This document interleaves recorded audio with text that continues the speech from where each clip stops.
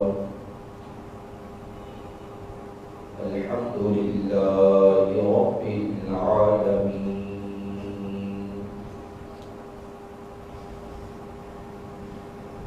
والصلاة والسلام على سيدنا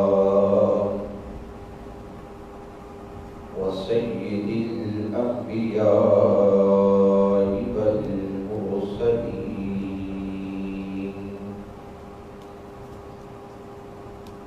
وعلى آله الطيبين الطاهرين،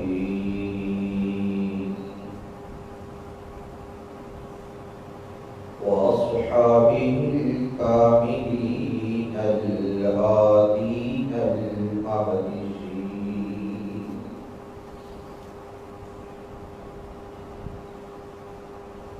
أما بعد، فأعوذ بالله من الشيطان الرجيم. بسم الله الرحمن الرحيم.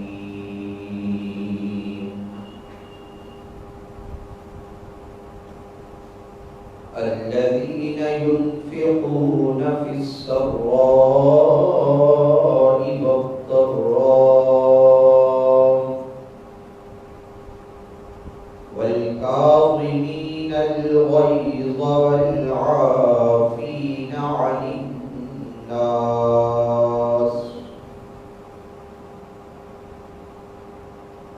والله يحب المحسنين.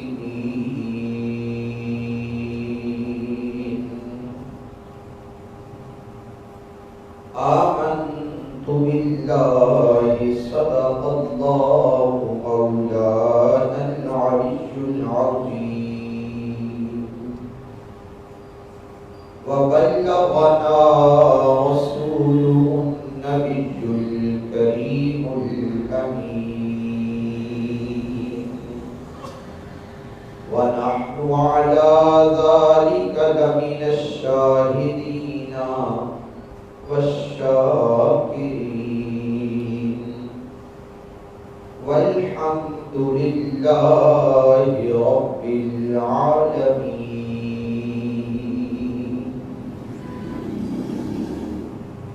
مولاي صل وسلم دائما أبدا على حبيبك خير الخلق كلهم، محمد سيد الكونين والثقلين والفريقين من عرب ومن عجم.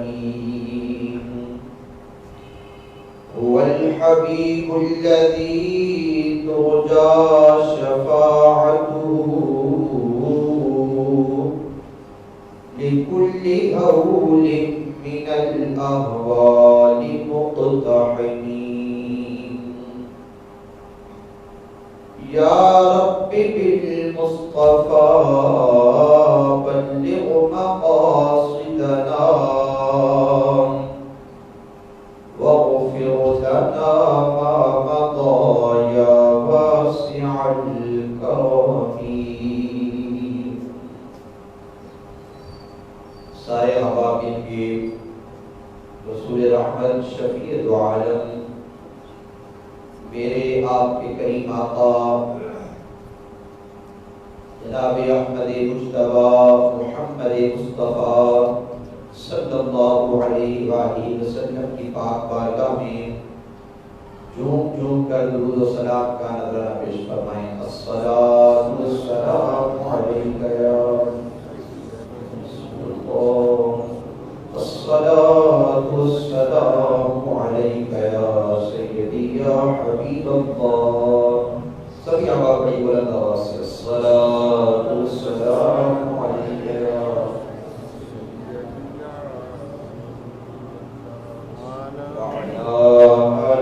وصحابك يا سيدي يا رحمة للعالمين. لائق سر احترام معزز و مکرم سامعین کرام، دوستو، بزرگوں، عزیز ساتھیوں، الحمدللہ تعالی اللہ کے فضل و کرم سے جمعہ المبارک کے اس بابرکت دن میں نماز جمعہ کی ادائیگی کے لیے ہم سبھی اللہ کے پاک گھر میں حاضر ہیں۔ مالک کا لاکھ لاکھ شکر ہے کہ وہ خالق کائنات ہم جیسے گنہگاروں سیاہکاروں کو اپنے در پہ اپنی بارگاہ میں حاضری کا شرف نصیب فرماتا ہے۔ یہ سب اس کے کرم، اس کی عنایت اور اس کی توفیق سے ہے۔ اللہ نہ چاہے تو ہم اس کے حضور جھک نہیں سکتے۔ یہ اس کا کرم ہے، اس کی رحمت ہے کہ ہمیں اپنی بارگاہ میں جھکنے کی توفیق دیتا ہے۔ اسے بات میں آتا ہے نا، قرآن حکیم میں بھی اس طرح پر موجود ہے، حدیث پاک میں بھی آتا ہے کہ قیامت کے دن جو کفار ہوں گے، جو کافر ہوں گے، ان کے جسم اکڑ جائیں گے اور وہ اللہ کے حضور جھکنا چاہیں گے، لیکن وہاں وہ جھک نہیں پائیں گے، چاہ کر بھی رب کے حضور جھک نہیں پائیں گے۔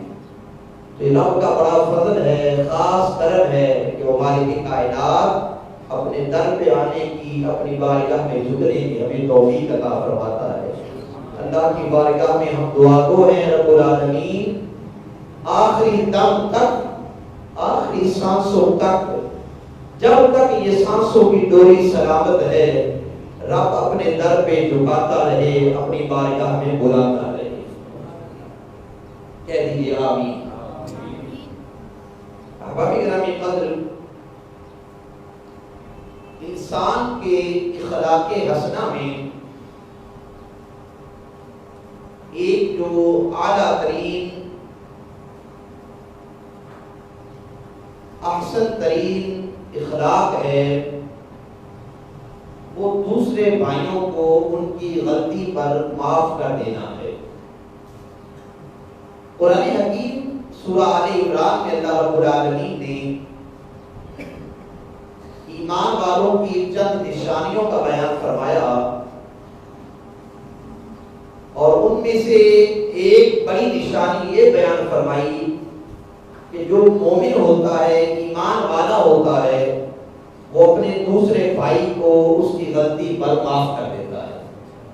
اللہ فرماتے ہیں الذین ينفقون فی السراء والضراء، وہ لوگ جو چھپا کر یا سرے عام اللہ کی راہ میں خرچ کرتے ہیں، والکاظمین الغیظ، اور اپنے غصے کو پی جاتے ہیں، والعافین عن الناس، اور لوگوں کو معاف کر دیتے ہیں، ایسے بندے رب کو بڑے ہی پیارے لگتے ہیں۔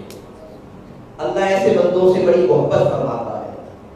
تو رب کو وہ بندہ بہت پسند ہے کہ جو دوسرے بندوں کی غلطیوں کو معاف کر دے، خطاؤں سے درگزر کر دے، جلدی معاف کرنے کو اپنا معمول بنا لے، قدرت ہونے کے باوجود، طاقت ہونے کے باوجود بدلہ نہ دے۔ ہمارے یہاں ہوتا یہ ہے کہ جس کے اوپر ہمیں طاقت حاصل ہو اس سے تو ہم بھرپور بدلہ لیتے ہیں، خوب تھپڑ بھی مار لیے، گالیاں بھی سنا لی، لیکن اگر کسی نے ہمارے ساتھ زیادتی کی کہ جو ہم سے تھوڑا اونچا اٹھا تو پھر کہتے چلو یہ ہم نے سے معاف کیا۔ وہ معاف کرنا نہیں ہوتا، معاف کرنا یہ ہے کہ قدرت بھی ہے، طاقت بھی ہے، آپ طاقت بھی رکھتے ہیں، قدرت بھی رکھتے ہیں، آپ اس سے معاشرے میں، سوسائٹی میں، سوشلی آپ زیادہ طاقتور بھی ہیں، لیکن پھر اللہ کی رضا کی خاطر، رب کے قرب کی خاطر، اللہ کے فرمان کو پیش نظر رکھتے ہوئے اور رب کی رضا کے طلبگار بن کر بندہ جب بندے کو معاف کر دیتا ہے، اللہ ایسے بندے سے خوش ہو جاتا ہے۔ لیکن یہ کام بڑا اوکھا کریں، بات تو میں نے کر دی، سنا دی، لیکن معاف کرنے والا کام جو ہے یہ بڑا ہی مشکل کام ہے، بڑا ہی اوکھا کام ہے، بہت ہی مشکل کام ہے. ہمیں کوئی گالی نکال دے نا تو ساری زندگی ہمیں وہ چبھتی رہتی ہے. اس نے فلاں موقع پر مجھے گالی نکالی تھی، ہم اس گالی کو بھول نہیں پاتے، ہمیں وہ چبھتی رہتی ہے، بار بار تنگ کرتی رہتی ہے. ہماری اپنی بات کو ایک طرف رہی، ہمارے بھائی کو، ہمارے کسی قریبی کو کوئی گالی نکال دے تو وہ بھی ہمیں بات ہضم نہیں ہوتی، ساری زندگی وہ چبھتی رہتی ہے. اور ساری زندگی اندر سے ہمارے وہ جو ہے نا وہ بس ہم اس آس میں رہتے ہیں، اس آڑ میں رہتے ہیں، موقع آن کی ہو بس کوئی یہ آئے گا میرے دانت کے نیچے، کبھی تو داڑھ کے نیچے آئے گا، پھر میں دیکھوں گا اسے. یہ ہماری کیفیت ہو جاتی ہے. اور ہمارے ہاں معافی کا تو ہے ہی نہیں تصور. صلح کر لیتے ہیں ہم لوگ، صلح کرتے ہوئے فلان چودھری صاحب نے کہہ دیتے ہیں کہ صلح کر لیتے ہیں، لیکن پھر دیکھا کہ کدے موقع کدے تو پھر آئے گا پھر اتنا نبڑ لیں گے، چلو ہم صلح کرتے ہیں. یہ ہمارے ایک کیفیت ہے. یعنی معافی کی پھر بھی صورت نہیں ہم پیدا ہونے دیتے، معاف پھر بھی ہم نہیں کرتے ہیں. اللہ رب العالمین نے اس لیے تو فرمایا والا من صبر و غفر، لوگوں جس بندے نے صبر کر لیا اور معاف کر دیا. پہلا کیا کیا؟ صبر کر لیا. دوسرا کیا؟ معاف کر دیا. فرمایا ان ذالک من عزم الامور، ایسا کرنے والا ہی تو ہمت والا بندہ ہے نا. قرآن کہتا ہے یہ بڑا ہمت کا کام ہے کہ بندہ صبر کر جائے اور اپنے دوسرے مسلمان بھائی کو معاف کروا دے. سنیے میرے آقا نے کیا فرمایا. حضور فرماتے ہیں لوگوں جو مسلمان بھائی اپنے دوسرے مسلمان بھائی کو معاف کرنے میں جلدی کرتا ہے، جلدی معاف کر دیتا ہے. ہمارے یہاں یہ بھی بڑی بیماری بڑھ گئی ہے تو اس بیچارے سے غلطی ہو گئی، کوئی خطا ہو گئی، اس نے معافی مانگ لی پھر بھی معاف نہیں کرتے. ایسے پتھر دل ہم ہوتے جا رہے ہیں، معافی مانگنے پر بھی معافی نہیں ملتی ہے. وہ بار بار معافی طلب کر رہا ہے، کہتا نہیں معافی نہیں ملے گی، بدلہ دوں گا، انتقام دوں گا، پھر دیکھی جائے گی، پھر معاف کروں گا. میرے آقا فرماتے ہیں لوگوں جو اپنے مسلمان بھائی کو جتنا جلدی معاف کرے گا، قیامت کے دن اس کا خدا اسے اتنی جلدی معاف فرما دے گا. اور آگے سنیے پھر حضور کی حدیث سے بات. آقا نے فرمایا لوگوں جو شخص معافی مانگنے کے باوجود اپنے مسلمان بھائی کو معاف نہیں کرتا، غلطی ہو گئی، ہم سب سے غلطی ہوگی، کس سے غلطی نہیں ہوگی؟ بشر نام ہی غلطی کے پتلے کا ہے. ہم فرشتے نہیں ہیں، ہم انسان ہیں، ہم سے غلطیاں ہوتی ہیں، صبح و شام ہوتی ہیں، لفظیں ہوتی ہیں، بار بار ہوتی ہیں. تو حضور نے فرمایا جس نے غلطی پر معافی مانگی گئی جس سے اور اس نے اسے معاف نہ کیا، معافی مانگی گئی لیکن اس نے اپنے مسلمان بھائی کو معاف نہ کیا، حضور نے فرمایا قیامت کے دن کو حوض کوثر پر میرے پاس نہ آئے. گویا حضور یہ فرما رہے ہیں میں ایسے بندے کی شکل بھی نہیں دیکھنا چاہتا جو معافی مانگنے پر بھی اپنے مسلمان بھائی کو معاف نہیں کرتا. تو احباب گرامی ایمان والوں کا یہ شیوا ہے، مومنوں کی یہ شان ہے، ایمان والوں کی یہ علامت ہے جو اللہ نے قرآن میں بیان کر دی کہ وہ اپنے مسلمان بھائیوں کی غلطیوں سے درگزر کر جاتے ہیں، ان کی غلطیوں پر انہیں معاف کر دیتے ہیں. اور پھر حضور نے فرمایا لوگوں 3 خصلتیں اس بندے میں موجود ہیں. حضور کا فرمان مقدس ہے. حضور نے فرمایا جس بندے میں 3 خصلتیں ہوں گی اللہ اس کا حساب نرمی سے لے گا. جب رب کے حضور جائے گا نا قیامت کے دن، اللہ اس کا حساب و کتاب ذرا نرمی سے لے گا، اور جس کا حساب نرمی سے ہوگا اسے داخل جنت میں کر دیا جائے گا، داخل جنت کر دیا جائے گا. پوچھا گیا یا رسول اللہ کریم آقا وہ کون سے لوگ ہیں، کون سی خصلتیں ہیں جو بندے میں ہوں تو بندے کا حساب اللہ نرمی سے لے گا، نرمی والا اللہ ضرور فرمائے گا. اور یہ بہت بڑا کرم ہے کہ اس دن جب رب کی شان جباری و قہاریت اپنے جوبل پر ہو، اس دن جس کے ساتھ نرمی ہو گئی اس کا بیڑا پار ہو گیا. حضور فرماتے ہیں اس کے ساتھ نرمی ہوگی. یا رسول اللہ کون سی خصلتوں والے بندے کے ساتھ نرمی ہوگی؟ تو آقا نے فرمایا حضور نے فرمایا کہ وہ بندہ کہ اگر کوئی اسے محروم کرے لیکن پھر بھی وہ اسے عطا کرے، کوئی اسے محروم کرے پھر بھی وہ اسے عطا کرے، لوگ اس سے رشتہ داریاں توڑیں لیکن پھر بھی وہ رشتہ داریوں کو جوڑے، اور کوئی غلطی وہ کر لے، خطا کر لے، تو فرمایا اس خطا کرنے والے کو جو جلد معاف کر دیتا ہے، ان تین خصلتوں والے بندے کو جب قیامت کے دن رب کے دربار میں لے جایا جائے گا، اللہ اس بندے کے ساتھ نرمی والا سلوک فرما دے گا۔ اس لیے دوستو، میرے بھائیوں، ہمیں بھی چاہیے کہ ہم اپنے معاملات میں اپنے دلوں کی سختیاں کجیاں ختم کرنے کی کوشش کریں، دلوں میں نرمیاں لائیں، اپنے دلوں کو نرم کریں، اور جو مسلمان بھائی ہم سے ہمارے ارد گرد میں موجود اگر کوئی خطا کر بیٹھتا ہے، لغزش کر بیٹھتا ہے، تو اس کے لیے معافی والا ماحول بنایا کرے، اس سے درگزر کیا کرے۔ حضور نے دیکھا مکہ کی مدینہ منورہ کے گلی سے سرکار گزر رہے تھے، ایک بندے کو سرکار نے دیکھا، اپنے غلام کو، صحابی کو، ایک اپنے نوکر کو مار رہا ہے، صحابی سرکار کا اپنے نوکر کو مار رہا ہے، سزا دے رہا ہے۔ جب اسے مارتے ہوئے دیکھا نا بعد آقا نے، تو حضور نے فرمایا کیوں مارتے ہو اسے، کیوں سزا دے رہے ہو اسے؟ یا رسول اللہ یہ بار بار غلطی کرتا ہے، بار بار گناہ کرتا ہے۔ فرمایا گناہ کرتا ہے تو معاف کر دیا کر، غلطی کرتا ہے تو اسے معاف کر دیا کر۔ یا رسول اللہ کتنی بار معاف کروں؟ ایک بار غلطی کی میں نے معاف کر دیا، پھر غلطی کی پھر میں نے معاف کر دیا۔ آقا یہ بار بار غلطی کرتا ہے، میں بار بار اسے سمجھاتا ہوں پھر غلطی کرتا ہے۔ سنیے اللہ آقا نے کیا فرمایا۔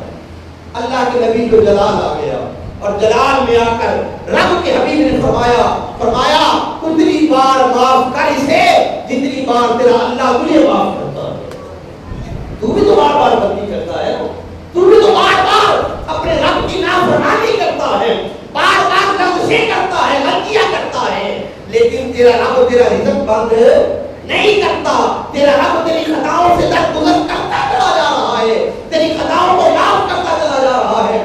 فرمایا تو بھی اتنی بار معاف کر جتنی بار تیرا خدا تجھے معاف کر رہا ہے۔ تو احباب کرام، یہ معاف کر دینا، غلطیوں سے درگزر کر دینا جو ہے، یہ ایمان والوں کی علامت ہے، ایمان والوں کی نشانی ہے۔ ہم تو اس لجپال آقا کا کلمہ پڑھنے والے ہیں، اس آقا کا کلمہ پڑھنے والے ہیں جن کو پتھر مارے گئے اور پتھر مار مار کر لہو لہان کر دیا گیا، ارے جن کی چاند جیسی چمکتی ایڑیاں خون سے بھر گئی، اور غلام نے کہا سویا ان کے لیے بد دعا کر دے، انہوں نے آپ کو اتنا ستایا، اتنے دکھ دیے، اتنا رلایا، لیکن کہا نہیں نہیں، میں بد دعائیں کرنے نہیں آیا، میں تو دعائیں کرنے کے لیے آیا ہوں، میں عذاب بانٹنے نہیں آیا، میں تو رب کی رحمتیں بانٹنے آیا ہوں۔ تو حضور نے ان کے لیے بد دعا نہیں فرمائی، بلکہ حضور نے ان کے لیے تو رحمت کی دعا فرمائی۔ اور وہ جو طائف قبیلے کا سردار تھا، جس نے سرکار کے پیچھے یہ گھنڈے لگائے تھے، ایک وقت آیا پھر وقت گزرا، آقا نعمت ہجرت فرما کر مکے سے مدینہ تشریف لے گئے، وہاں حضور کے غلاموں کی تعداد بڑھ گئی، ہر سو حضور کا شہرہ ہو گیا۔ اب اسے پتا چلا تو کسی کام کے لیے یہ حضور سے ملنے کے لیے مدینے گیا۔ جب مدینے پتا چلا نا کہ عبد جالین نامی بندہ آ رہا ہے، یہ عبد جالین اس کا نام تھا، طائف کا سردار بھائی تھا، ابھی بھی کافر، کلمہ ابھی بھی نہیں پڑھا تھا، لیکن جب پتا چلا مدینے آ رہا ہے تو سرکار نے فرمایا میرے غلاموں، یا رسول اللہ، فرمایا طائف کا سردار آ رہا ہے، اس کے لیے تیاریاں کرو، اس کے لیے کسی اچھی جگہ خیمہ لگاؤ، تیاریاں کرو، ہم نے اس کی روح مہمان نوازی کرنا ہے۔ اب صحابہ ڈھونڈ رہے ہیں کہ کدھر خیمہ لگائیں، کہاں خیمہ گاڑیں، اس کا کس جگہ انتظام کریں، کوئی کہتا ہے وہاں لگائیں، کوئی کہتا ہے وہاں لگائیں۔ لجپال آقا نے جب ان کی اس کشمکش کو دیکھا نا تو حضور نے فرمایا کشمکش میں کیوں کرتے ہو، عبد جالین کا خیمہ مسجد نبوی میں لگا دو۔ مسجد نبوی میں خیمہ لگ گیا، وہ سردار آ گیا، اور کنبے تاریخ میں ملتا ہے جب وہ آ گیا، اللہ کے رسول صبح بھی اپنے گھر سے، شام کو بھی اپنے گھر سے، اپنے ہاتھوں سے کھانا سے سرکار اتنے پتھر بڑھائے تھے، اتنا دکھ دیا تھا۔ اللہ کے حبیب صبح میں کھانا دیتے ہیں، شام بھی اپنے ہاتھوں سے کھانا لا کر دیتے ہیں، اور صحابہ فرماتے ہیں عشاء پڑھ کر، عشاء کی نماز پڑھ کے سرکار اس کے خیمے میں جاتے اور خیمے میں جا کے اس کا حال احوال پوچھتے۔ اور اتنا نہیں بلکہ کتب تاریخ کو ملتا ہے حضور کہتے اب یعنی میرے پورے مدینے میں اگر کسی نے کوئی تنگ کرے نا تجھے تو مجھ محمد کو بتا، کوئی تجھے تنگ کرے نا مجھے خبر دینا، میں محمد کریم اس کی خبر دے دوں گا۔ ہمارے آقا تو وہ کریم آقا ہیں، ہم اس کریم آقا کا کلمہ پڑھنے والے ہیں جو اپنے دشمنوں کے ساتھ بھی یوں محبت والا سلوک فرما دیتے ہیں۔ بلکہ وہ بخاری کی مشہور حدیث پاک ہے، بخاری مسلم کی، آپ سبھی نے سن رکھی ہوگی۔ ایک جنگ سے حضور واپس آ رہے تھے، رستے میں ایک جگہ سرکار نے خیمہ لگوا دیا، فرمایا خیمے لگ گئے، ہر کوئی سو گیا آرام کے لیے، حضور بھی سو گئے۔ ایک درخت تھا اس کے ساتھ حضور نے اپنی تلوار کو لٹکا دیا اور لٹکا کر آقا استراحت فرماؤ، سو گئے۔ ایک کافر تھا چلتا چلاتا نہ جانے کہاں لشکر کے پاس آ گیا اور پھر آگے چلتا چلتا حضور کے پاس آ گیا، حضور سوئے ہوئے ہیں، وہ آیا، اس نے آ کر تلوار اتاری درخت کے ساتھ سے اور تلوار کو اتار کر نیام سے نکال کر اب حضور کے اوپر لہرانے لگ پڑا۔ آپ کہنے کی آنکھ کھلی نا، دیکھا کہ ننگی تلوار لے کر کافر سرانے کھڑا ہے، اب یہ بولا، کہنے لگا بتاؤ محمد تمہیں کون بچائے گا مجھ سے، آج کون بچائے گا مجھ سے؟ میرے قریب آقا مسکرا پڑے، حضور کے لبوں میں تبسم آیا، فرمایا میرا اللہ مجھے بچائے گا، میرا پروردگار مجھے بچائے گا۔ بس یہ کہنے کی دیر تھی، اس پر ہیبت طاری ہو گیا، راشا طاری ہو گیا، کانپنے لگ پڑا، تلوار ہاتھ سے گر گئی۔ قریب آقا آگے بڑے، حضور نے تلوار اٹھائی اور تلوار اٹھا کر نبی رحمت نے فرمایا اب تو بتا بھائی، اب تجھے میرے ہاتھ سے کون بچائے گا، تجھے کون بچائے گا؟ اب وہ کانپنے لگ پڑا، جواب تو اسے کچھ نہ آیا، وہ تو کچھ نہ پایا، سر جھکا دیا۔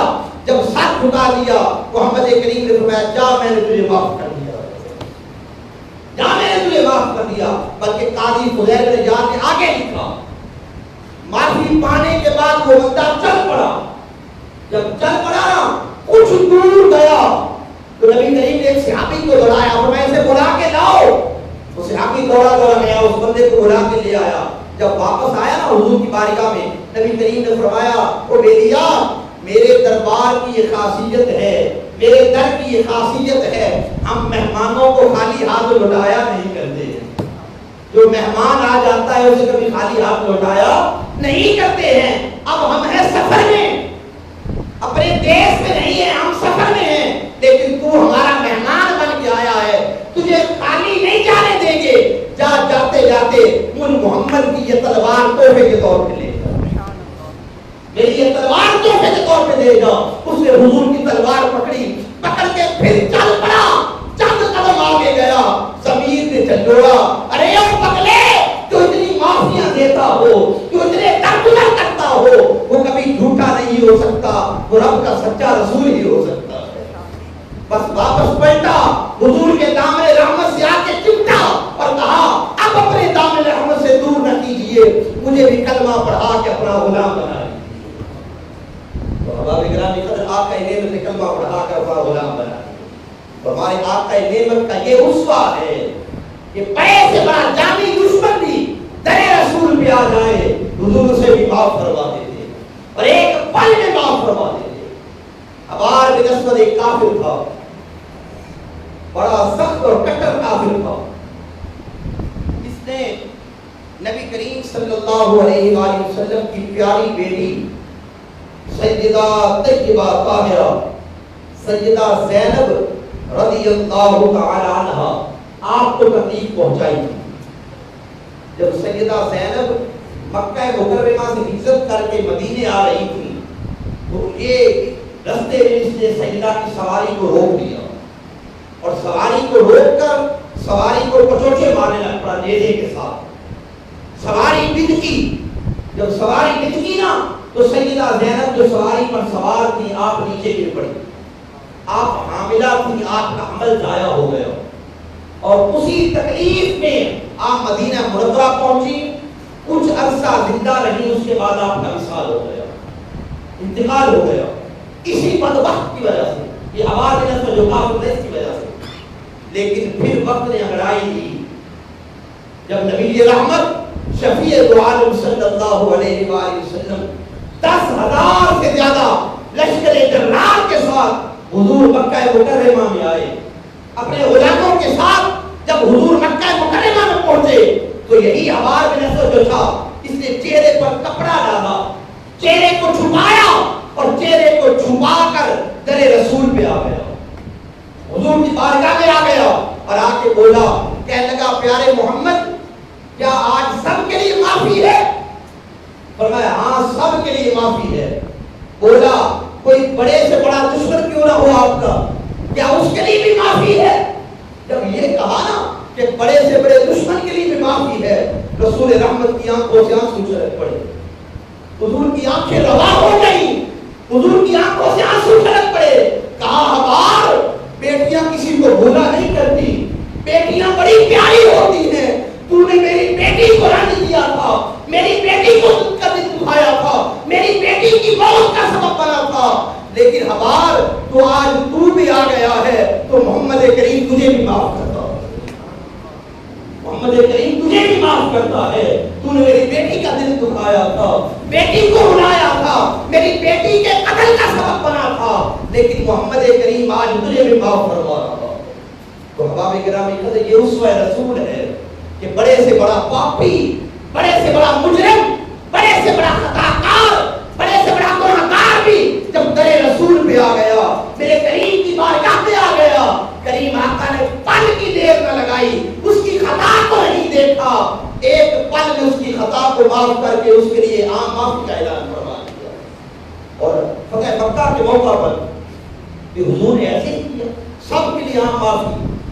جب حضور مکہ مکرمہ سے ہجرت فرما کر مدینہ آنے لگے تھے نا تو حضور کے دل کی تمنا تھی، خواہش تھی کہ میں کعبے میں جا کر کعبے کے اندر کوئی 2-4 نفل پڑھ لوں، یہ حضور کی تمنا تھی، آرزو تھی۔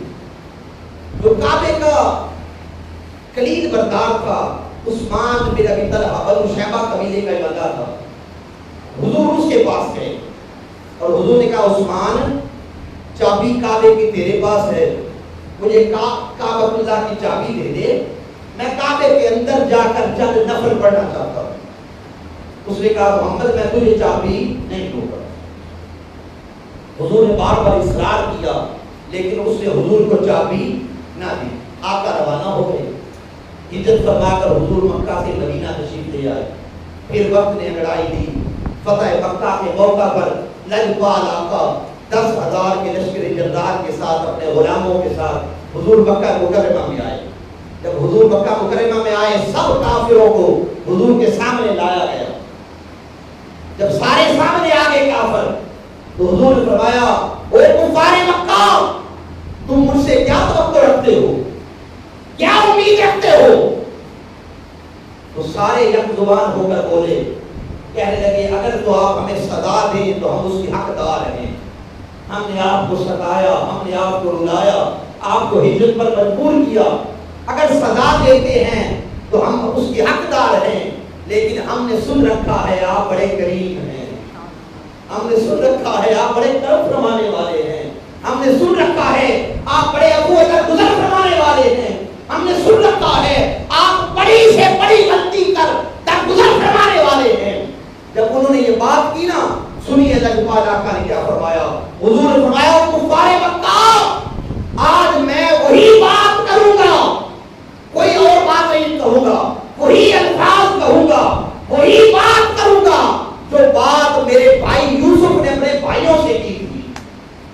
جو حضرت یوسف علیہ السلام نے جب ان کے بھائیوں کو ان کے دربار میں لایا گیا تھا تو یوسف نے کہا تھا لا تثریب علیکم اليوم یغفر اللہ لکم، جاؤ آج تم پر کوئی پکڑ نہیں ہے، جو بات یوسف نے کی تھی وہی بات میں محمد کریم کر رہا ہوں، جاؤ میں نے تمہیں معاف کیا۔ وہ جنہوں نے تھے، جنہوں نے کوڑے پھینکے تھے، جنہوں نے ہجرت پر مجبور کیا تھا، ایک پل میں میرے آقا نے انہیں معاف فرما دیا. اور پھر وہی عثمان بن طلحہ اسے لایا گیا حضور کے سامنے، جس سے حضور نے کبھی چابی مانگی تھی اور اس نے حضور کو کعبے کی چابی دینے سے انکار کر دیا تھا. اس کو حضور کی بارگاہ میں جب لایا گیا، آقا نعمت صلی اللہ علیہ وآلہ وسلم نے اس سے چابی لی اور چابی لے کر حضور نے دروازہ کھولا. دروازہ کھول کر حضور کعبے کے اندر گئے، نوافل پڑھے، نوافل پڑھ کر رب کے حضور جھک کر حضور جب باہر نکلے، کعبے سے باہر حضور تشریف لائے تو حضور نے فرمایا عثمان کدھر ہے؟ عثمان بن طلحہ کدھر ہے؟ اسے دوبارہ لایا گیا. حضور نے فرمایا لے عثمان، یہ چابی میں محمد تیرے حوالے کرتا ہوں. وہ جس نے کبھی چابی نہیں دی تھی، اب چاہیے تو یہ تھا کہ اس سے چابی سدا کے لیے لے ہی جاتی کعبہ اللہ کی. ابو بکر کو دی جاتی، عمر کو دی جاتی، عثمان کو دی جاتی، پیارے علی کو دی جاتی اور صحابہ کے کسی اور کو دی جاتی. لیکن آقا نے اسی عثمان کو بلایا اور اسی عثمان کو بلا کر فرمایا لے عثمان، یہ چابی میں محمد کریم تیرے حوالے کرتا ہوں اور اب قیامت تک کوئی تجھ سے یہ چابی نہیں لے سکے گا، کوئی چابی تجھ سے نہیں لے سکے گا. اور کتب میں ملتا ہے کتب تاریخ میں کہ آج تک کعبہ اللہ کی چابی جو چلی آ رہی ہے اسی عثمان بن طلحہ کی نسل میں چلی آ رہی ہے. آج تک اسی کی نسل میں کعبہ اللہ کی چابی موجود ہے. تو احباب گرامی قدر یہ حضور کے عفو در گزر کا عالم ہے. ہم اس کریم آقا کا کلمہ پڑھنے والے ہیں، اس لیے آقا نعمت صلی اللہ علیہ وآلہ وسلم نے بار تاکید فرمائی لوگوں اگر تمہارا کوئی مسلمان بھائی غلطی کر لیا کرے، خطا کر لیا کرے تو اس کی غلطی سے درگزر کیا کرو. اور دوسرے مسلمان بھائی جو ارد گرد والے ہوتے ہیں انہیں یہ چاہیے کہ وہ جلدی پر دیر نہ ڈالا کریں. ایک تو دو مسلمان بھائیوں کے آپس میں لڑائی ہو گئی کسی بات پر اور تیسرا بندہ کیا کرتا ہے ہمارے سوسائٹی میں جو عام ہے، تیسرا جلدی میں دیر ڈالتا ہے، اس بات کو اور بڑھاتا ہے، جھگڑے کو اور بڑھاتا ہے، ان کی آپسی رنجشوں کو اور تقویت دیتا ہے. اسلام کہتا ہے انما المؤمنون اخوہ فاصلحوا بین اخویکم. اے لوگوں تمام مسلمان آپس میں بھائی بھائی ہیں. اگر کسی بات پر نزاع ہو جایا کرے، جھگڑا ہو جایا کرے، فاصلحوا بین اخویکم، تو دونوں مسلمان بھائیوں کو بٹھا لیا کرو اور بٹھا کر ان کے درمیان صلح کروا دیا کرو. بلکہ یہاں تک علماء نے لکھا کہ جھوٹ بولنا جو ہے یہ گناہ کبیرہ ہے. جھوٹ بولنا گناہ کبیرہ ہے، بہت بڑا گناہ ہے جھوٹ بولنا. لیکن علماء نے لکھا، محدثین نے لکھا ہے تفاسیر میں کہ اگر صلح کرانے کے لیے تمہیں جھوٹ ہی بولنا پڑے، چاہے جھوٹ بولنا پڑے، جھوٹ بول لیا کرو، مسلمان بھائیوں کے درمیان صلح کروا دیا کرو. ان کے دلوں کو جوڑنا پڑے، چاہے جھوٹ بول کر جوڑنا پڑے، جھوٹ بول کر ان کے دلوں کو جوڑا کرو، نہ کہ ان کی لڑائیوں کو تقویت دیا کرو. آقا نعمت مسند امام احمد کی حدیث بات ہے، حضور نے فرمایا جو بندہ اللہ کی رضا کی خاطر دوسرے مسلمان بھائی، دو مسلمان بھائیوں کے درمیان صلح کرواتا ہے، حضور نے فرمایا اللہ رب العالمین اس بندے کو 2 حج اور 2 عمرے کا ثواب عطا فرماتا ہے. تو ہمارے گرامی قدر معافی کا ماحول بنائیے اور مسلمان بھائیوں کے درمیان صلح کا ماحول بنائیے. اللہ کریم ہمیں عمل کی توفیق نصیب فرمائے. وآخر دعوانا الحمدللہ رب العالمین.